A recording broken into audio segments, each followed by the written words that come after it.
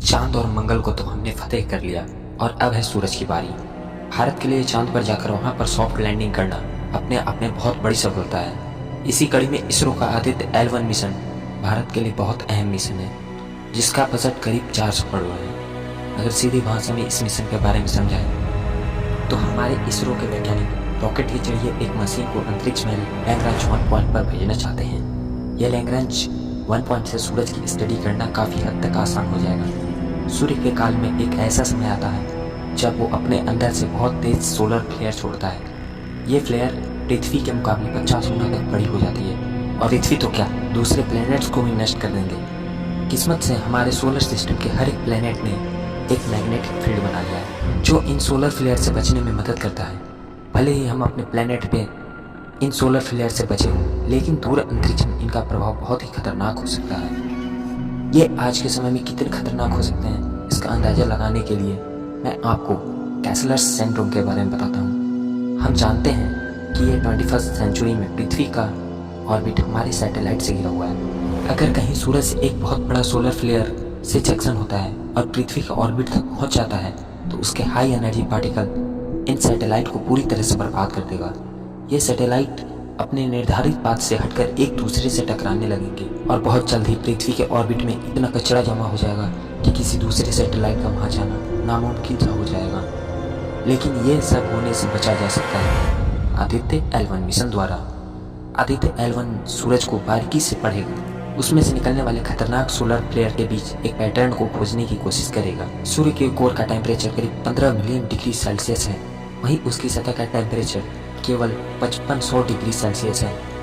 Core की high temperature और pressure की वजह से ही न्यूक्लियर फ्यूजन का प्रोसेस होता है, जो एक तरह से हमारे सूरज के ईंधन को पावर देता है।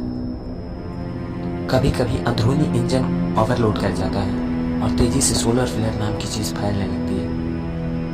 अगर साइंटिफिक भाषा का इस्तेमाल करूँ तो इसे कॉर्नर मास इजेक्शन कहा जाता है। इसमें हाई एनर्जी मैग्नेटिक फील्ड सूरज से अलग होकर पृथ्वी और दूसरे प्लैनेट्स की ओर बढ़ने लगता है। आदित्य L1 के इस मिशन में कुछ ऐसे उपकरण लगे हुए हैं जो हमें corner heating, corner mass ejection और सूरज जब सोलर फ्लेयर छोड़ता है उसे ठीक पहले क्या हो रहा है और छोड़ने के बाद एग्जैक्टली क्या हो रहा है, हर चीज़ का इन आधुनिक उपकरण के द्वारा पता लगाया जा सकता है। हो सकता है कि सोलर फ्लेयर छोड़ने से पहले सूर्य कोई हिंट या पैटर्न बताता हो कि आप तैयार हो जाओ, मैं आपकी तरफ हाई एनर्जी पार्टिकल छोड़ने वाला हूँ। और ऐसा नहीं है कि पृथ्वी ने कभी सोलर फ्लेयर के झटके महसूस ही नहीं किए हों। साल 1869 के 1 और 2 सितंबर को कैनिंगटन इवेंट नाम का हादसा हुआ था। सूरज ने हमारी पृथ्वी की ओर एक बहुत बड़ा कॉर्नर मास इजेक्शन का एक्सप्लोजन फेंका था, जिससे कि धरती पर जियो मैग्नेटिक स्टॉर्म्स आ गए थे। धरती की तरफ high speed super heated plasma clouds भी आ गए थे जो कि इंटेंस मैग्नेटिक फील्ड से भरे हुए थे। इसके इफेक्ट की बात करूँ तो उस समय में भी इसने इंसान के टेलीग्राफ सिस्टम को लगभग बर्बाद कर दिया था।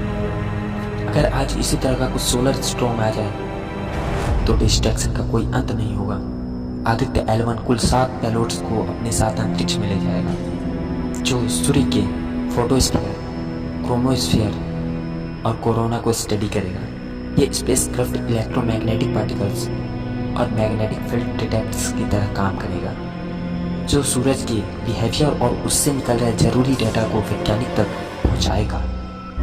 7 में से 4 पेलोड्स सूर्य को डायरेक्टली एब्जॉर्ब करेंगे और बाकी के 3 पेलोड्स लैग्रांज 1 पॉइंट पर मौजूद पार्टिकल्स और फील्ड को एब्जॉर्ब करेंगे। आज के समय में जितने भी महान वैज्ञानिक हैं, उनका कहना है कि अगर किसी रहस्यमयी दुनिया को समझना है तो उसे क्वांटम नजरिए से देखना होगा। इसरो के वैज्ञानिक भी सोलर पार्टिकल डायनेमिक को समझने की कोशिश करेंगे। क्या आपने सोचा है कि आदित्य L1 मिशन का नाम आदित्य L1 ही क्यों है? वो इसलिए कि ये सैटेलाइट अंतरिक्ष में L1 पॉइंट पर रहकर ऑर्बिट करेगी और सूरज की स्टडी करेगी, जिसे लैग्रांज पॉइंट कहा जाता है। लैग्रांज पॉइंट को समझने से पहले आपको न्यूटन के 2 आकाशीय पिंड के बीच लगने वाली गुरुत्वाकर्षण बल को समझना होगा। जैसा कि हम जानते हैं कि सूरज के पास अपनी ग्रेविटी है और पृथ्वी के पास अपनी ग्रेविटी है। इसी वजह से ये दोनों आकाशीय पिंड एक दूसरे को अपनी ओर खींचती है। लेकिन जाहिर सी बात है कि सूर्य की ग्रेविटी पृथ्वी की ग्रेविटी पर भारी पड़ती है। इसी वजह से पृथ्वी भी सूर्य के ऑर्बिट में चक्कर लगाते रहती है। लेकिन इन दोनों आकाशीय पिंडों की ग्रेविटी एक दूसरे के साथ रस्साकसी की तरह गेम खेलते रहती है और बीच में कहीं एक जगह ऐसी होती है जहां इन दोनों पिंडों की ग्रेविटी एक दूसरे को कैंसिल करने लगती है। मतलब उस पॉइंट से कोई चीज़ पृथ्वी की तरफ ज़्यादा है तो पृथ्वी उसे अपनी ओर खींचने लगेगी, और उस पॉइंट से कोई चीज़ सूर्य की ओर ज़्यादा है तो उसे सूरज खींचने लगेंगे। लेकिन जिस पॉइंट पर इन दोनों की ग्रेविटी एक दूसरे को कैंसिल करने लगेगी, उस पॉइंट पर कोई भी चीज़ बैलेंस रहेगी।